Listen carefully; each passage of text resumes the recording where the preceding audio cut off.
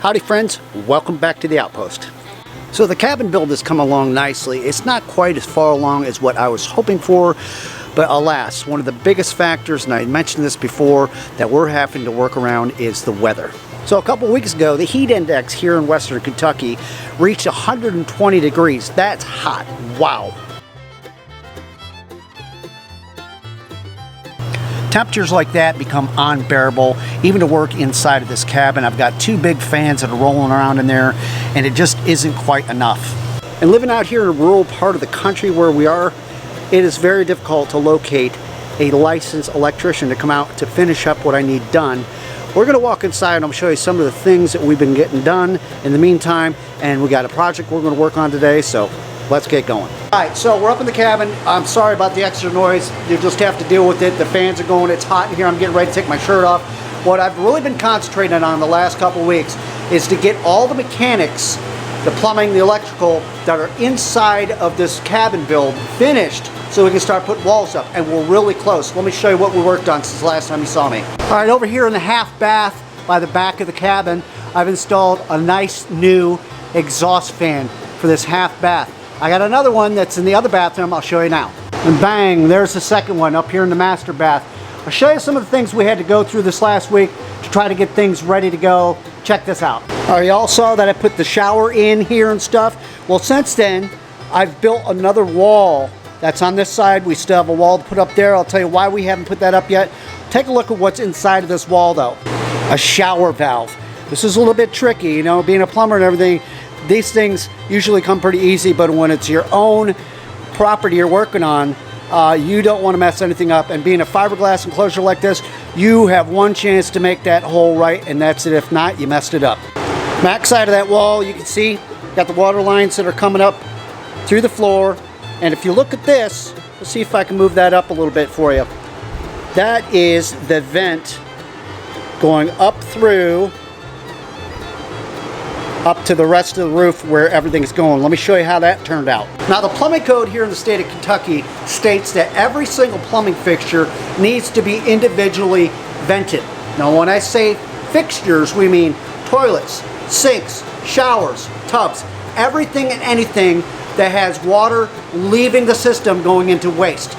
Show you how I did that. Being here in the master bath, this is where our lavatory is going to be going. Okay, as you see, this is going to be the drain, and right next to it is a vent pipe. Let me show you a little closer. This right here is the vent for the lavatory faucet. See how it comes over and it goes back down like this? This is the vent that will be coming from the tub. So we've combined them together into one that goes up through into the attic. Let's show you that. All right, so if you look closely, this is back in the laundry room, and the other side of the wall here is that little half bath I just showed you a minute ago. This is our vent system. All right, so we have a washing machine that's going to be on this side of the wall in the utility room. On the other side of that is our little lavatory. If you watched any of my videos, you can see that little lavatory that I picked up and everything. And over in this corner is going to be a toilet. So if you see, I've got three different vents going on, and they're all working their way towards a 2-inch that goes up into the attic. And I had to combine all of this stuff together to go out a single vent through the roof. What I was just showing you, that line goes up through and it comes across and heads back over behind the shower in the master bath. By the shower here, we have a little area. It's a nice little privacy for a toilet. And there's a tub and everything. But in that wall, as you can see, there's going to be a vent for that toilet. It works its way up through. If you look carefully, up in this area, it comes up, makes a turn, and comes across to where the shower is, and shower vent coming up through. And if you look really closely up at the very top, there's that line I was just telling you about coming from the toilet. So those vents are tied in together, heading over into that direction over there. Okay, we're up in the attic area. That over there is where the utility room was, where I just showed you, and the little half bath. Here comes that vent coming across, Oh, it's picking up this along the way, which underneath me is the lavatory down there. It comes across, picks up on that main line, shoots across here, picks up that shower with the toilet, dumps into the 2-inch line, comes over and joins in with a single 3-inch pipe that goes on up through the roof. All those fixtures vented with one pipe through the roof.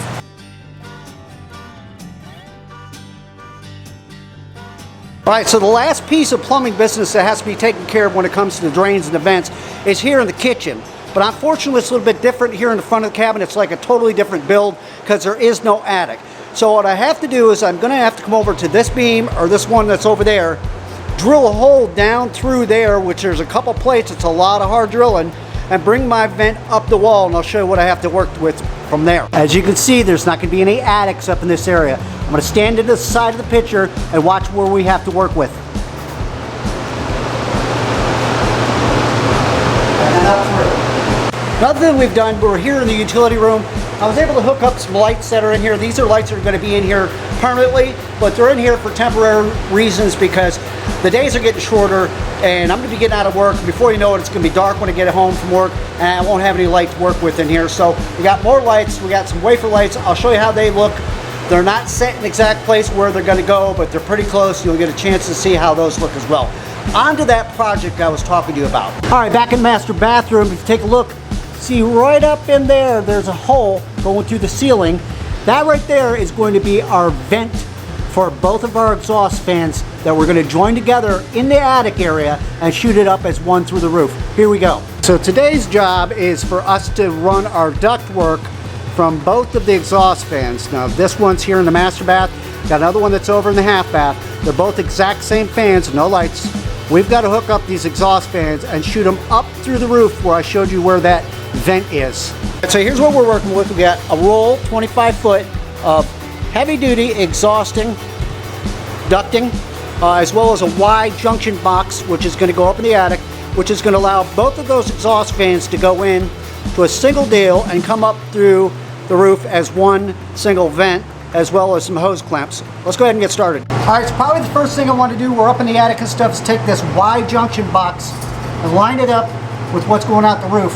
And we need to support this with some band iron and kind of clamp it in there. At least we got to get started, kind of face it. One's facing here behind me where this vent's going to go, the exhaust fan, and the other one's facing over in the general direction where the other one is. So let's go ahead and see if we can fasten this down, at least temporarily, until we can get the ducting in. Alright, so that's kind of what we're looking at right there. We got it attached to the top piece. We're going to slide our hose clamp up through here and tighten it down.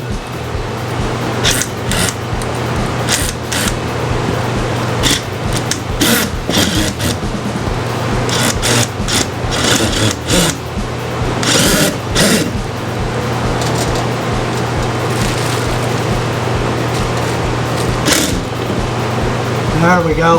Alright, our wire junction is attached. Tricky business. I just have this hanging iron here just for support. This end here we're pointing at is going behind me down in here where this exhaust fan is. And the other half is going to be making its way across over through there. If you follow that pipe going down through, the other exhaust fan's that direction. So we got two lines to hook up. After the sheer astronomical amount of patience it just took me to put these two little vents to our exhaust fans in, and an hour later I tried to run some video footage, but it just wasn't going to happen. Let's take a look at the final outcome. Alright, that's where we started. We went up into our vent that's going through the roof, came down with one swing over to this exhaust fan, and then the second half we had to weave our way across the attic area. Hang tight with me, strap them down along the way, and bring it down through that mech of wiring and into the final exhaust fan. It is done.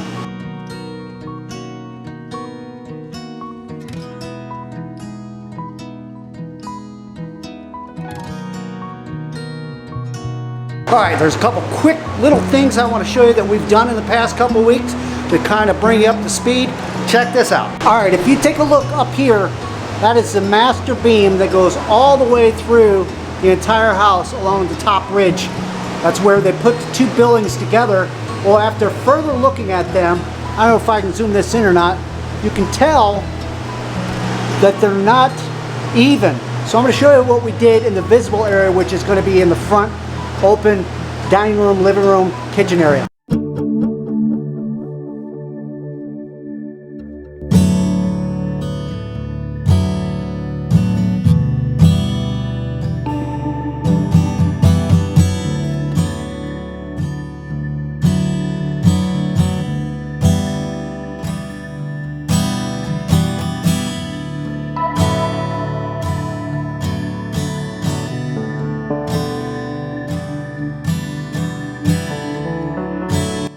I got a lot more work to do. As you can see, we're not that far behind in schedule and everything.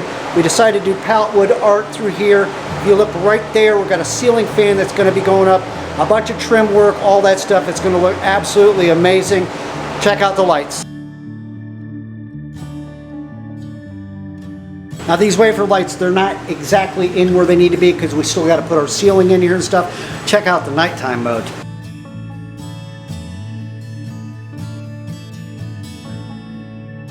Y'all got a chance to see me put all that venting and stuff in. Nothing really too exciting. It'd only be right and fair to end this video by showing you the final outcome. Let's get up on the roof and see how it turned out.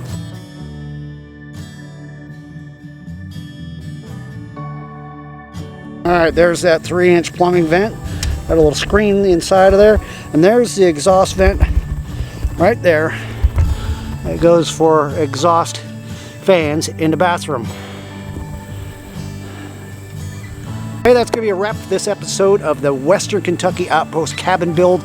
Not real exciting to the eyes of the beholder and stuff, but the most important mechanics are what needs to happen first. And of course, it's taken longer than I expected. We're still pretty much on schedule. We've got a good 2 months before we're going to start getting some chilly weather. And before you know it, we're going to start having walls up, insulation, flooring, all that other good stuff. Remember, 99% of the stuff I'm doing by myself, on top of working a full-time job and taking care of this property and all the other good stuff. Got any comments, questions, leave them down below. Until next time, I'll see you on the Outpost.